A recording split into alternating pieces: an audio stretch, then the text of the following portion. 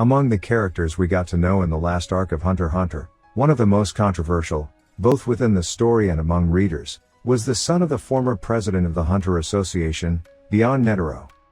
Beyond took the reins of the series in a matter of moments, and although we saw relatively little of him, his plans and actions were the ones that forced all the other characters to react and choose sides in the events that would come in the future.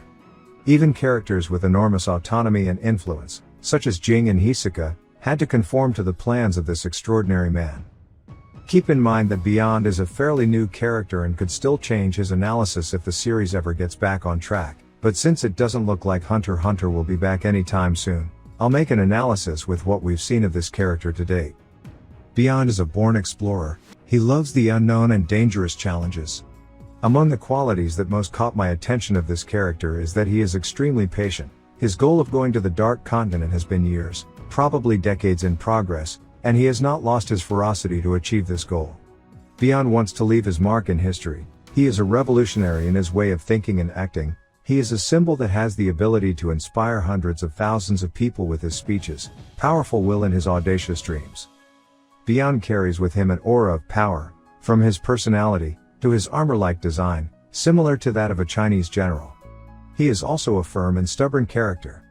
He is a visionary who plays by his own rules. When he encounters obstacles, he simply finds ways to bend those rules and move forward. All the prohibitions the government had on the Dark Continent were circumvented by Beyond.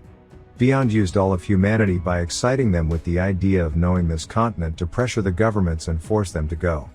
His way of sculpting the future he wants is overwhelming. This man is able to move entire countries, manipulate kings, put international government alliances in trouble and meet challenges that seem impossible. Let's remember that Beyond accomplished a goal that Jing, another out-of-the-box man, was still far from achieving, although in fairness to Jing, Beyond began this work many years earlier. Beyond understands the need for allies to achieve the greatest goals.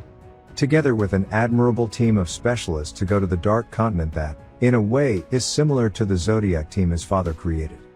Moreover, this team is so important for the future of humanity that Beyond indirectly managed to get two beasts to join without convincing them, Periston and Jing. We still don't know exactly what their alliance with the Kakan Empire consists of, but Beyond probably helped them to raise their power and international influence. Perhaps he helped them in matters of war, and that's why Beyond's design looks like that of a general. Beyond needed this empire to join the other international governments to carry out his plan, and it was just what happened. That is, Beyond has a great understanding of international politics and is able to predict the actions they will take. For example, when he predicted that the government would send the Association of Hunters to hunt him, and he gave himself up quickly, leaving everything ready for his plan to continue even when he is imprisoned. He is a formidable strategist. When he thinks a rule is stupid or outdated, Beyond will break it without a care in the world. He is not afraid of getting a bad reputation, nor of making incredibly dangerous enemies, such as hunters. He is very interested in what is not yet achieved. He cannot be satisfied with what is already known. His name is probably related to this idea of always wanting what is beyond. Although he is able to have a very present public image, we have seen that he does not enjoy fame or recognition. He uses them as tools, but that is not what gives him motivation. Beyond is so uncontrollable towards forms of authority, that he even sees an organization full of selfish, eccentric and individualistic people as mere dogs of the government, because of the influence that the V5 has over them. Interestingly, Netero mentioned that in some ways Beyond is a better hunter than him. I think he means that Beyond is an explorer and wants to break the limits of science and culture. He is a natural adventurer. In this he is similar to Jing, while Netero was much more interested in breaking the limits of individual strength and testing himself in combat. It is impossible to talk about Beyond without considering his father and seeing the similarities and differences. For example, it seems to me that Netero started his life being more individualistic and focused on raising his own power to the point of living in complete isolation from the human world for years, but later, in a more advanced age and since he had reached a colossal strength, Netero began to pay more attention to society.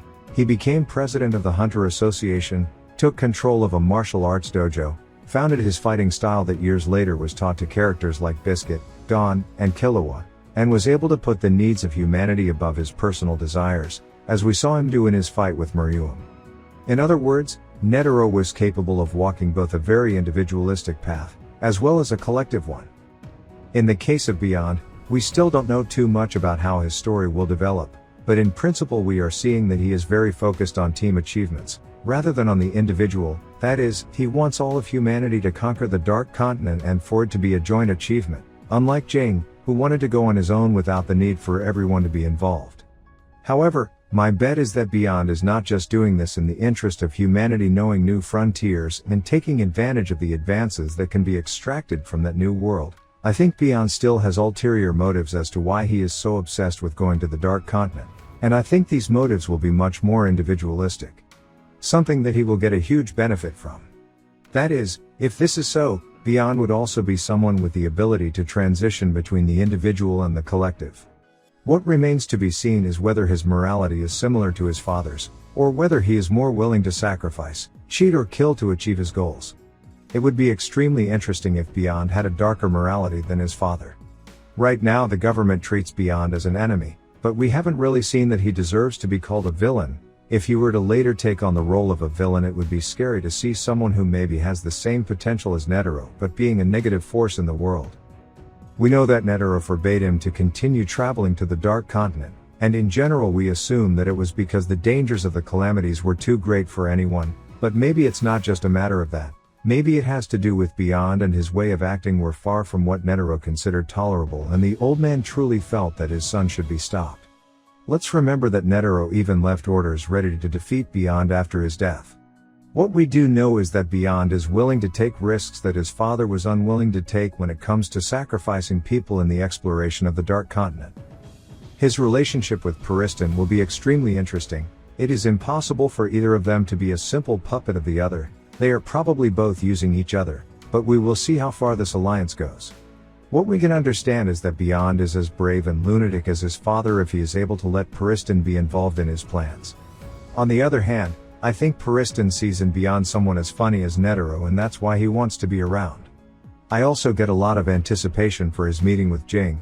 It will be a lot of fun to see how these two characters relate to each other. They are both quite similar in many ways, but among those similarities is that they are both ambitious and with intersecting goals. I think this will make them look like rivals and not allies. After all, Jing was not at all amused that Beyond beat him to going to the Dark Continent. What do you guys think about this character? Leave me your opinion in the comments, and thank you for watching this video.